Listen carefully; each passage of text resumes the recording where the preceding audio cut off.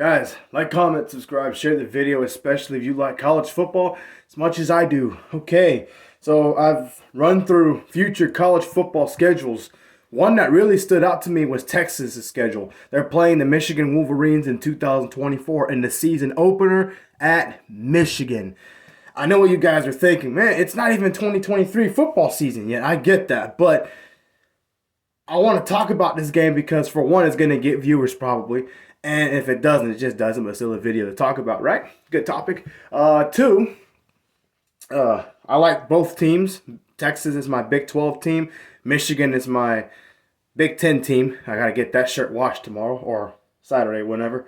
But, yeah, I'm really excited to talk about both teams. And think about it, both teams are they could be having different coaches next year. Harbaugh is always flirting around with the NFL, and you got Sarkisian, who a lot of fans, including myself, aren't really impressed with him right now. So if he does underachieve his third year, which is this year, he might not be the coach next year. So let's just talk about play styles, how each team's play, both their tendencies, and what it would look like if they played right now. Just because. So let's look at Michigan first. Michigan, they're a really good football team. They're very hard-nosed, physical. They dominate the line of scrimmage on both sides of the ball, most notably the offensive line. They run the football very good because, again, their offensive line pushes guys around up front. And really, that part of their team has always been the strength of their team with Coach Harbaugh. But lately, that part of their team has gotten better to the point where their offensive line is considered one of the best in the country. So I expect Michigan's offensive line to be pretty darn good for that game against Texas in week 1. I expect their passing game to be a little bit better than what it's been. And this past year, it was pretty darn good with J.J. McCarthy. Now, there's a possibility he might not be there for 2024. But let's say we have another quarterback that plays like him or close to him. It's going to be a pretty good passing offense. This guy has gotten a lot better throughout the year. And I remember when he played against Georgia, and it was garbage time, but I did see a few things in that game that I liked, his tendencies. So I felt like if Coach Harbaugh pulled him aside and worked with him for one off season, clearly he would make a big jump from that. He would use that as confidence and momentum going into next year, and he didn't disappoint. I don't remember how many picks he threw, but he didn't throw very many. I like Michigan too, so I followed them pretty closely too. They weren't so one-dimensional anymore. He was able to air it out and make plays with his arm, and he could run the ball too, so that gives defenses things to worry about other than a team just running the ball with their running backs. Michigan's defense, very physical at the line of scrimmage. They tackle pretty well. They stop teams a lot of the times on 4th and 1 or 4th and 2 short yardage situations. We've seen that a lot with Ohio State, Penn State, and even Michigan State, among other teams. So I expect that to be somewhat of a factor against Texas, and then I don't. Now let's talk about Texas. Let me finish talking about Michigan first, then I'll talk about Texas. Michigan, the thing that stood out to me the most this past year was the penalties. Very little penalties. I think they were the best team in the country when it came to not giving up penalties. You know, what am I talking about? Holding, false starts, offsides, pass interference, targeting, the dumb stuff that teams can control. All right, and they didn't.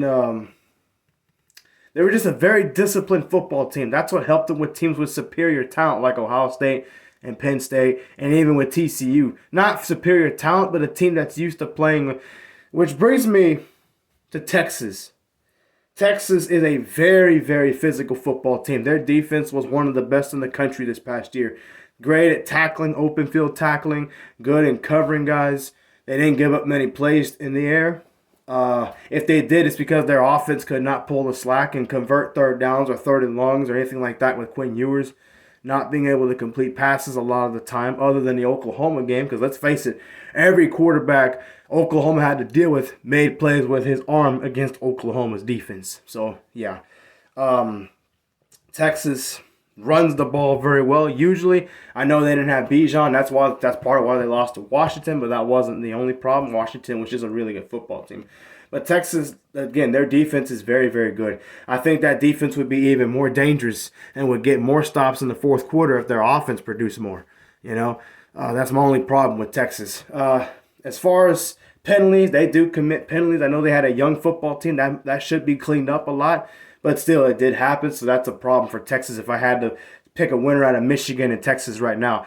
Michigan, on the other hand, not quite as talented. Texas has a bunch of elite players, a bunch of 4 and 5-star players. That's why Texas doesn't get blown out by anybody. You know, they have tough games with everybody they play, unless they just flat out win and blow them out. TCU, Oklahoma State, disappointing losses Texas had, not because of the defense. The offense didn't produce enough. They kept their defense out there, and they get tired and they give up big plays. A lot of defenses do that.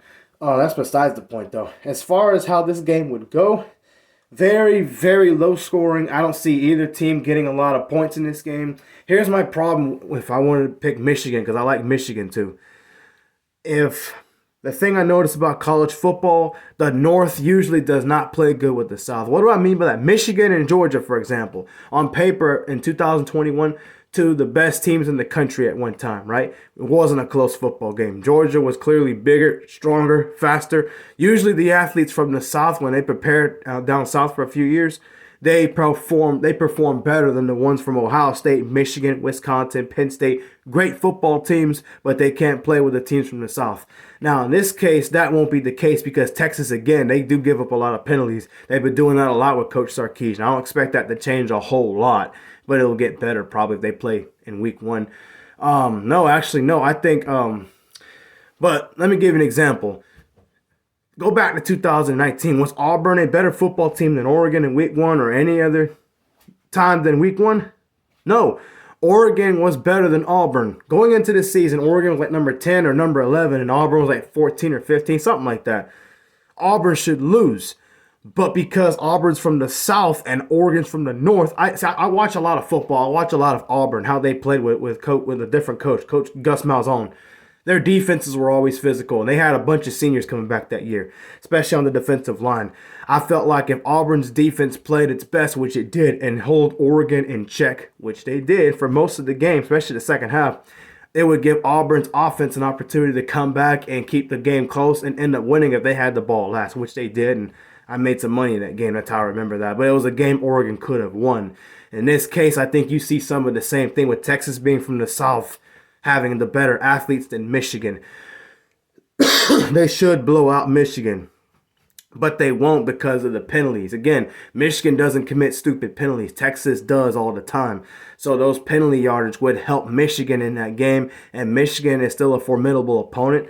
So because they're more disciplined, the more disciplined team usually hangs around and looks better than what they should than the team that commits a lot of stupid penalties and has problems completing passes, and their defense stays on the field for too long. So with that being said, if I had to pick a winner right now, I would still pick Texas, but Texas by 6 points or less. It would be very low scoring. Both defenses are very physical. They both tackle well. I do think Texas is the better team because of the athletes that they have, but because of the penalties and the dumb things that Texas's team does. Not calling the athletes dumb, I'm not saying that. But because of what I've seen on TV with Texas and what I've seen with Michigan, Michigan would hang around and have a chance to win that game. But Texas' defense, and I think Texas' offense would just be good enough, just not bad enough to pull out a win and get 20 points over Michigan. Again, Michigan won't be able to do as much up front with Texas. Texas's defense is always pretty good. They always got good players, especially lately. I will give Sark that credit. He's done a lot better with the defense lately. But Michigan, they don't play good with the South teams. Ohio State doesn't either, unless you're playing a young Georgia secondary. But that's my opinion, So I would have to pick Texas to win this game, regardless of where it's played. It'll be closer than it should be because of the penalties and everything, and the fact that it's in Michigan. It would be a hard-nosed, it would be a hard-fought game. I think Michigan will avoid turnovers in this game. I think they'll avoid penalties. They'll be pretty clean most of the game. I don't think they'll be able to block Texas up front like they need to. They won't be able to get the running game going. They couldn't do it with TCU for some reason. I think Michigan's defense, the fact that they can force turnovers and they tackle pretty well, I think and the fact that Texas's offense is not very great, based off of right now, not spring practice, but based off of what I've seen, that would keep Michigan in that football game. And that's crowds is a hard place to play over there in the Big House. So if I had to pick a winner, though, I'd pick Texas just because of how they play. The best scenario I can come up with is two guys fighting. One guy's technically better than the other as far as technique. But because the guy that's not as technically as good, he's rougher around the edges and has fought better fighters. He comes in and fights a guy who's very technically sound. As soon as he hits him 1 or 2 times really hard, the guy that's technically gifted doesn't respond as well. I don't think Michigan would respond to the physicality and the way Texas plays as well as they'd like.